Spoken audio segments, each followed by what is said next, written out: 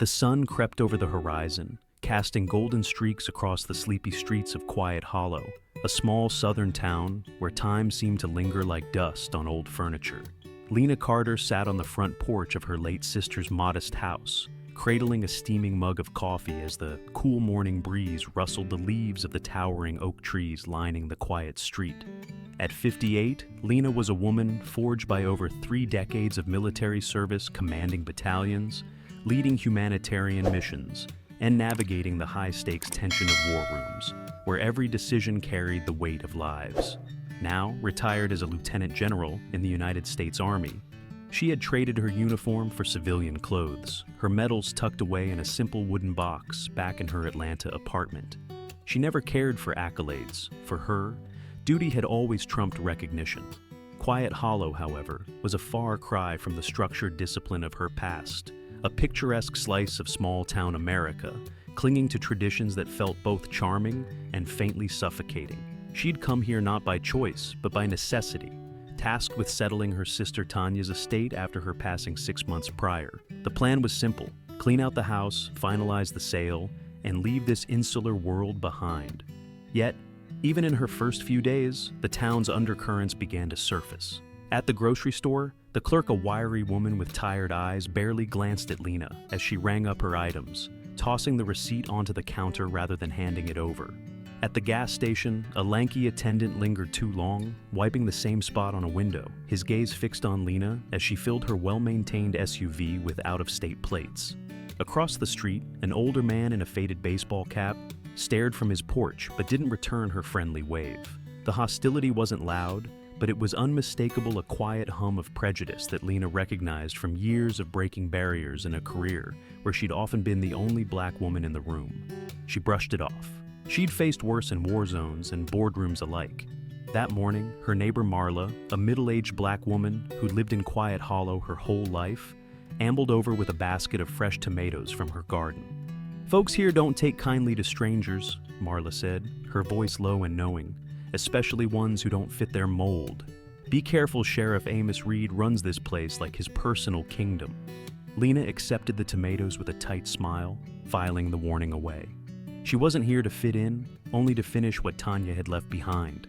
But as the sun climbed higher, casting long shadows across the idyllic streets, a flicker of unease stirred within her. Quiet Hollow might look peaceful, but Lena knew better than to trust appearances. Peace, she'd learned, was often just an intermission before the storm. The sun dipped below the pine trees as Lena Carter maneuvered her SUV down the winding back roads of Quiet Hollow, the faint hum of jazz drifting softly from her car speakers. She'd just finished a quiet dinner at the town's only decent restaurant, a small reprieve after days of sorting through Tanya's belongings and dodging the cold stares of locals. Her mind was already ticking through tomorrow's tasks, meeting the realtor, finalizing paperwork, and packing the last boxes to leave this place in her rearview mirror. Marla's warning about Sheriff Amos Reed lingered like a faint echo, but Lena had dismissed it as small-town gossip. She'd dealt with petty tyrants before, men who barked loud but backed down when challenged by someone who knew their rights. The peace she'd clung to all day, however, shattered like glass when red and blue lights flashed in her rearview mirror, slicing through the evening calm. Her brows furrowed. She hadn't been speeding, hadn't missed a stop sign, and her taillights were intact. Still, years of military discipline kicked in, hands on the wheel, engine off, window down as she pulled to the side of the narrow road, her pulse steady despite the intrusion. The crunch of boots on gravel drew her eyes to the side mirror. Sheriff Amos Reed approached with deliberate, aggressive strides, his tan uniform crisp, but his demeanor anything but professional. His hand hovered near his holstered gun, thumb brushing the strap as if itching to draw it, the badge on his chest gleaming in the fading light. "License and registration," he barked, his voice dripping with disdain, skipping any pretense of courtesy. Lena offered a polite nod, her tone even. "Good evening, Sheriff. May I ask why I've been pulled over?" Amos leaned down, eyes narrowing as he scanned her face, then the interior of her SUV. "This isn't about questions, lady. It's about following orders. License, registration, now." Keeping her movements deliberate, Lena retrieved the documents from the glove compartment and handed them over, her calm unshaken. Amos snatched them, barely glancing at the papers before his gaze flicked to her military duffel bag in the back seat, his lip curling in suspicion. "Visiting someone here?" he pressed, voice sharp. "Handling my sister's estate," Lena replied, unflinching. "Just passing through." Amos chuckled, a humorless sound, and tossed her documents back through the window, letting them flutter onto the passenger seat like trash. "Step out of the vehicle," he ordered, his hand now resting fully on his gun. Two more patrol cars pulled up. Deputies Jake and Miles exchanging knowing glances like wolves joining the hunt. Lena's jaw tightened. Marla's words rang truer now. This wasn't a routine stop, it was a test, and Amos wasn't about to let her pass without a fight. 2 days had passed since Sheriff Amos Reed's menacing traffic stop, but the memory clung to Lena Carter like a stubborn shadow. She'd spent the intervening time keeping her head down, finalizing the deed for Tanya's house at the notary's office, determined to wrap up her business in Quiet Hollow and leave its simmering hostility behind. That afternoon, as she drove back along the narrow county road toward her sister's place, the sun hung low, casting a pale, hazy glow over the landscape. Her mind churned with plans. One more week, maybe less, and she'd be free of this town's grip. But fate, as she'd learned in war zones and command posts, rarely followed a tidy schedule. The familiar flash of red and blue lights erupted in her rearview mirror, sharper and more insistent than before. Her heart sank, though her face remained a mask of stoic resolve. She pulled over, hands steady on the wheel. Already sensing this wasn't a repeat of Amos's earlier posturing, it felt heavier, more deliberate. The crunch of gravel announced Amos's arrival, but this time, he wasn't alone. Deputies Jake and Miles flanked him, their smug expressions cutting through the humid air like blades. Amos strolled up to her window, tapping the glass with the butt of his flashlight, his grin slow and mean. "Afternoon, Sheriff," Lena said coolly, rolling the window down halfway, her gaze locked onto his. "Another traffic stop? I must be breaking records." Amos leaned in, his breath sour, his eyes dark with intent. "Broken tail light," he drawled, gesturing vaguely toward the rear of her SUV. Lena didn't bother looking. She'd checked her vehicle that morning. It was fine. "Funny," she replied, her voice edged with steel. "It was working when I left town an hour ago." Amos straightened, nodding once to Jake. Without warning, the deputy yanked her door open. "Out!" Jake snapped, grabbing her arm. Lena stiffened, pulling back instinctively. "You're out of line, deputy," she warned, but Amos sneered. "Resisting, huh? Guess we'll have to escalate." Before she could protest further, Jake and Miles rifled through her back seat, tossing her military duffel aside like garbage. Then, from the trunk, Jake lifted a small plastic bag of white powder, grinning triumphantly. "Look what we've got here," he called. Lena's stomach dropped. "That's not mine," she said sharply, stepping forward. "You know it." Amos's grin widened, malice glinting in his eyes. "Don't I? Or do you think I'll believe a stranger with fancy plates didn't bring a little extra for the ride?" Handcuffs snapped around her wrists, the cold metal biting into her skin as they shoved her into the patrol car. Her belongings lay scattered across the pavement, a crowd of onlookers slowing to gawk. This wasn't a test anymore, it was an ambush, and Amos had just declared war. The cold metal bench in Quiet Hollow's jail cell pressed against Lena Carter's back as she sat, wrists still aching from the too tight handcuffs that had only been removed once she was locked inside. Hours had dragged by since Sheriff Amos Reed and his deputies, Jake and Miles, had ambushed her on the county road, planting drugs in her trunk and hauling her off in a spectacle that left her SUV abandoned, its contents strewn across the asphalt like discarded dignity. Amos had leaned close as they shoved her into the patrol car, his voice a venomous whisper. "Told you this wasn't over." Now, in the flickering glare of the cell's fluorescent light, his earlier taunts echoed through the concrete walls. He appeared outside the bars, arms crossed, satisfaction radiating from his smug posture. "Not so high and mighty now, are you?" he sneered, his tone biting. "Around here, you don't flash your fancy credentials and walk away." Lena met his gaze, unflinching. "You planted those drugs," she said calmly, her voice cutting through his bravado. "We both know it." Amos chuckled, shaking his head. "Why would I do that? A drug charge that'll ruin even a so-called hero like you." She didn't reply. Silence, she'd learned, often hit harder than words. The standoff broke with the sharp clack of heels on the hallway floor. Mayor Clara Hinton stormed into the holding area, her her tailored blazer swinging with each furious step. "What the hell is going on here, Amos?" she demanded, her face flushed with controlled anger. The sheriff's grin faltered. "Official police business, Mayor." Caught her with drugs open and shut. Clara glanced at Lena, then back at Amos, her eyes blazing. "You expect me to believe a decorated Army general's running narcotics through Quiet Hollow? I just spoke to the DA no arrest report. No evidence logged. Release her, now." Amos hesitated, his jaw clenching, but finally waved at Jake to unlock the cell. Lena stood slowly, stretching her stiff limbs, and leaned toward Amos as she stepped out. "Big mistake, Sheriff," she said, her voice low and steady. "You just showed me how far you'll go." He smirked, but it didn't reach his eyes. Outside, Clara handed Lena her belongings, phone, wallet, keys, and sighed. "You've got a target on your back now. He doesn't let go easy." Lena nodded, pocketing her phone. "Neither do I." As she reached her SUV, she noticed the shattered taillight, fresh glass glittering on the ground. Amos had made his lie a truth. Sliding into the driver's seat, she called Darius Brooks, her lawyer friend in Atlanta. "I'm out," she said, "but Amos isn't done." Darius sighed. "Get out of there, Lena." Her grip tightened on the wheel as she spotted a patrol car trailing her in the dark. "No," she replied quietly. "If he wants a fight, he's got one."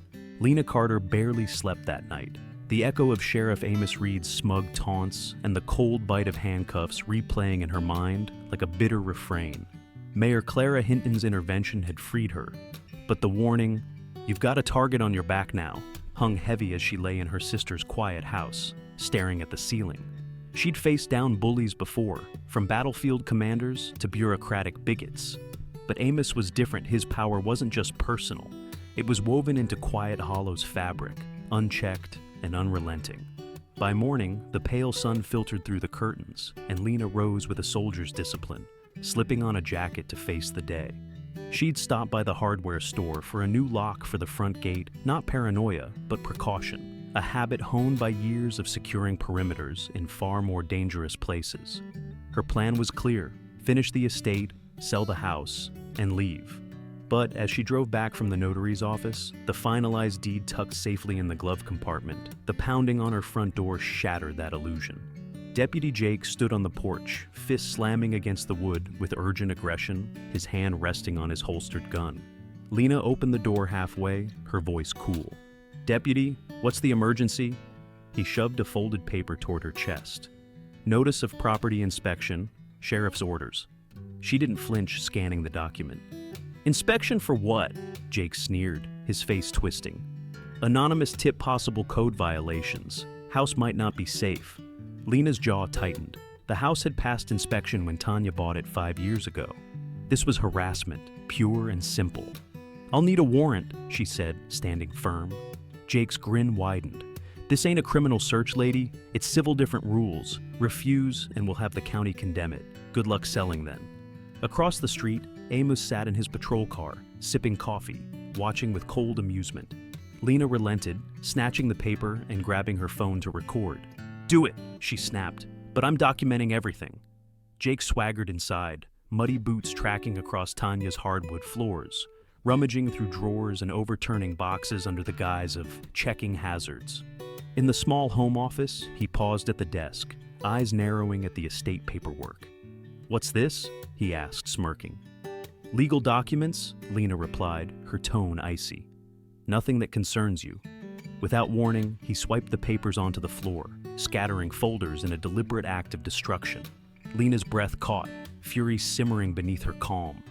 "That's enough," she said sharply, stepping forward, camera steady. "Get out now."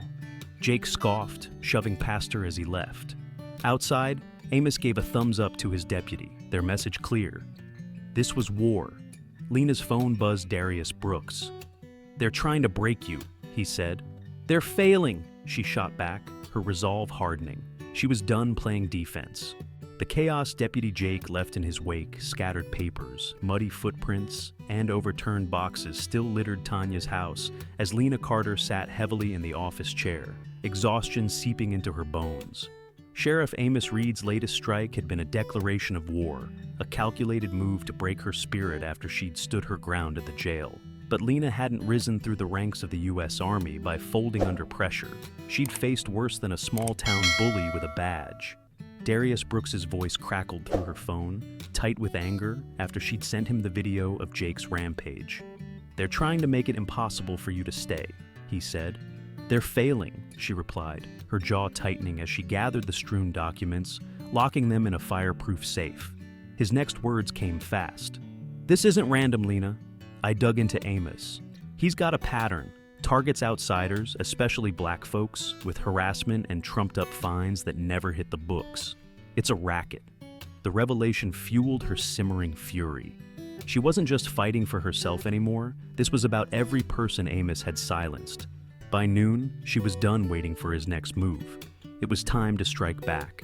Lena parked outside the Quiet Hollow courthouse, a stack of meticulously organized evidence in hand, complaints against Amos for harassment, against Jake for unlawful search and destruction, complete with timestamps and video proof.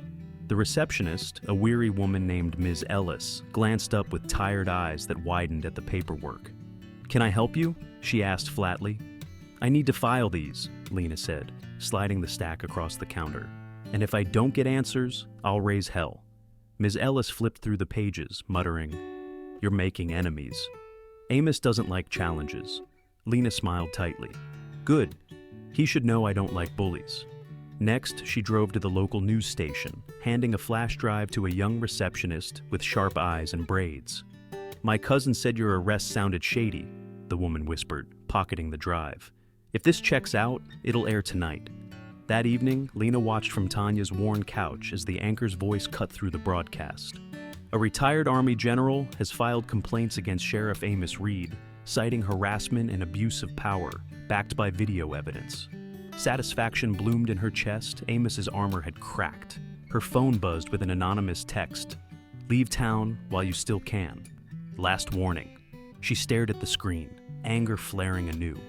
Amos was rattled, but men like him didn't retreat. They doubled down. Lena leaned back, the broadcast's echo fading into the night. She'd thrown the first real punch, and now the fight was public. Whatever came next, she'd be ready. The morning after the news segment aired, an eerie stillness blanketed Quiet Hollow. The usual hum of passing cars and chirping birds, replaced by a silence that prickled Lena Carter's skin. She'd woken early, the anonymous threat, "Leave town while you still can," etched into her mind. But years of military instinct told her this was the calm before a storm. The broadcast had hit Amos hard, exposing his corruption to the town and beyond. And men like him didn't absorb blows, they struck back. Her phone buzzed as she stepped onto the porch, Darius Brooks's voice sharp with urgency. "Amos is furious. Word from the courthouse says he's calling in favors. Watch yourself." Before she could reply, tires screeched at the end of the street, and 2 patrol cars roared into view, lights flashing but sirens mute, flanking Tanya's house like predators cornering prey. Lena's pulse quickened, but she stood her ground, arms crossed, as Amos stepped from the lead car, his face flushed with barely restrained rage. Deputies Jake and Miles followed, hands on their weapons, their smug grins a stark contrast to the tension in the air. "Sheriff," Lena called out, voice steady. "To what do I owe the pleasure?" Amos waved a paper like a trophy. "Search warrant," he barked. "Gotta tip you're hiding stolen property. Step aside." Lena's eyes narrowed. The accusation was absurd, but the warrant looked official, too official for a man who'd just been publicly humiliated. She stepped back, phone already recording, stating clearly, "I don't consent, but I'm not resisting." Amos sneered, pushing past her as Jake and Miles tore into the house with malicious glee, overturning furniture, slashing boxes, and dumping drawers. Lena followed, documenting the destruction, her heart pounding with fury. This wasn't about evidence, it was about revenge. In the back room, Jake called out, "Looky here," holding up a velvet pouch from the closet.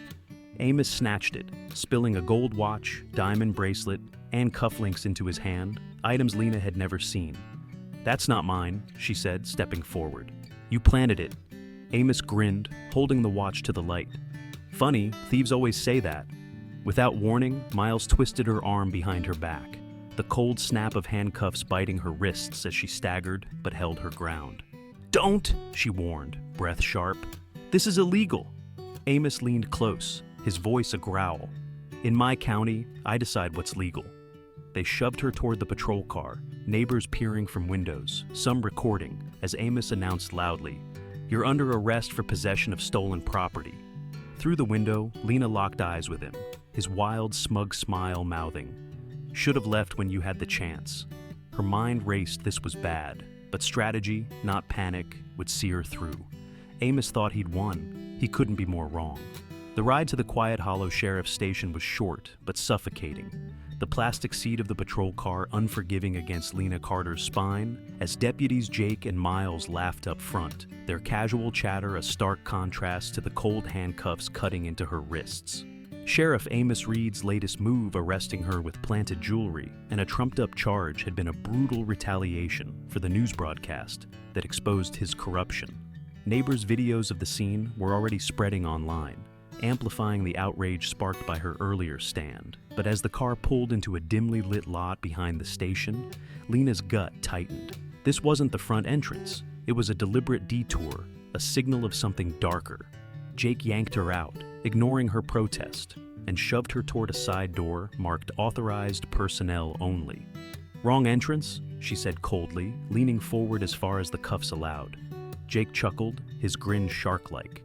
"Sheriff wants a chat away from prying eyes. You've stirred up a hornet's nest." The hallway inside was quiet, the flickering lights casting jagged shadows as he led her past the holding cells to a small, windowless room, bolted chair, stained walls, the kind of place where off the record became a threat. Amos strode in, his smugness replaced by a desperate edge, pulling up a chair across from her. "Big shot general brought down by good old boys," he drawled, smirking. "How's that taste?" Lena didn't blink. Like a man losing his grip. His smile faltered, then hardened. "I've run this town for 20 years. I don't lose." She leaned forward, chains clinking. "You already have. The feds are coming false warrants, planted evidence. This is your last gasp." Rage twisted his face. He knocked the chair over with a clang, drawing his gun as Jake shifted uneasily. "If I'm going down, you're coming with me," he growled, the barrel trembling an inch from her chest. Lena's voice cut sharp. "Pull that trigger, and you'll shoot the feds' witness. Add murder to your list." Footsteps thundered down the hall. "Federal agents, hands up!" And the door burst open. Agents flooded in, weapons drawn, as Amos froze, his mask cracking. Slowly, he lowered the gun, and 2 agents tackled him, cuffing his wrists as he sputtered, "You can't do this. I'm the law here." An agent chuckled darkly. "Not anymore." Across town, Darius Brooks rallied news crews and protesters, Mayor Clara Hinton demanding an investigation, as #Justice for Lena. Carter trended. Released from the cuffs, Lena stepped outside with Darius, the night air cool against her skin. "Hell of a show," he grinned. "But this ain't over," she replied, her gaze steady. Amos was down, but the system he thrived in still loomed. Lena Carter stood outside the Quiet Hollow Sheriff's Station, the flashing red and blue lights of federal vehicles painting sharp shadows across the pavement as the cool night air brushed against her skin. Sheriff Amos Reed was gone, hauled off in an unmarked SUV, his wrists cuffed, his face a mask of pale disbelief as he muttered futile protests. Deputy Jake followed, his pleas for leniency swallowed by the slamming of doors, the weight of their defeat palpable. The federal agents' raid had turned the tide, sparked by the videos Darius Brooks had rallied the press to air, and the swelling chants of "Justice for Lena Carter" from protesters who'd blocked the station's entrance earlier that day. Lena rubbed her sore wrists, the sting of handcuffs fading as she leaned against her SUV, Darius at her side. "Hell of a show," he said, shaking his head with a wry grin. "But this ain't the finish line, right?" She nodded, exhaustion heavy in her shoulders. Amos was a symptom, not the disease. His fall just opens the door now we walk through. Captain Sarah Miles approached, clipboard in hand, her sharp features softened by a rare hint of respect. "Miss Carter," she greeted, "you didn't just shake the tree, you torched the orchard. Good work." Lena's lips twitched. "What's the damage?" Sarah flipped a page. "Amos faces civil rights violations, abuse of power, falsified evidence Jake's tied to 3 counts. But it's bigger than that. Over 5 years, his office pushed 50-plus warrants targeting Black and Latino residents. Seized assets never hit the evidence locker. They funded his campaigns, vacations, even donations to local cronies. Darius swore under his breath. Asset forfeiture scams, classic dirty cop playbook. Sarah nodded grimly. The DA's office is compromised too. 2 assistants buried complaints and fast-tracked his warrants. It's escalating to the state level. Mayor Clara Hinton joined them, her heels clicking sharply, her face drawn but resolute. "Lena, without you, this rot would have festered for years," she said, extending a hand. "Thank me when the system's rebuilt," Lena replied, shaking it firmly. "Amos is gone, but the culture he thrived in isn't." Clara's lips pressed thin.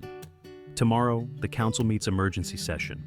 We're pushing civilian oversight, audits of every case Amos touched. State auditors are coming too." Across the street, the crowd's energy shifted from protest to cautious celebration, signs demanding broader reform. Lena's phone buzzed Sarah again. "Feds expanding county-wide. Stay safe, this isn't over." She pocketed it, her gaze steady. The battle had cracked Quiet Hollow's corrupt core, but dismantling it fully would take more than one night. As the flashing lights dimmed, Lena knew the real work rebuilding justice was just beginning. The sun rose over Quiet Hollow, its golden rays spilling across the quiet streets. But the stillness was deceptive, a town awakening to the tremors of accountability after Sheriff Amos Reed's arrest the night before. Lena Carter stood on the steps of City Hall, arms crossed, watching news crews set up cameras for the 9 a.m. press conference. Overnight, the story had exploded national headlines blaring, "Racist Sheriff Downed by Retired General," and "Feds Uncover Corruption Ring." And the crowd had already gathered. Locals, activists, out-of-town supporters, their signs a mix of triumph and demand. Justice served, dismantle corruption, protect, don't persecute. Darius Brooks appeared beside her, coffee in hand, his grin tired but proud. "Didn't think you'd stick around," he said, offering the cup. "Figured you'd be in D.C. taking victory laps." Lena accepted it, her smile faint. "Victory? This is cleanup. The real win's making sure it doesn't happen again." He nodded, sipping his own. Always a sucker for the hard fights. Before she could reply, Mayor Clara Hinton approached with Captain Sarah Miles and Assistant U.S. Attorney James Holt, their presence signaling this was no longer a local matter, but a systemic reckoning. Clara took the podium first, her voice unwavering. Quiet Hollow was betrayed by those sworn to protect it. Amos didn't act alone. He was enabled by a corrupt culture. That ends today.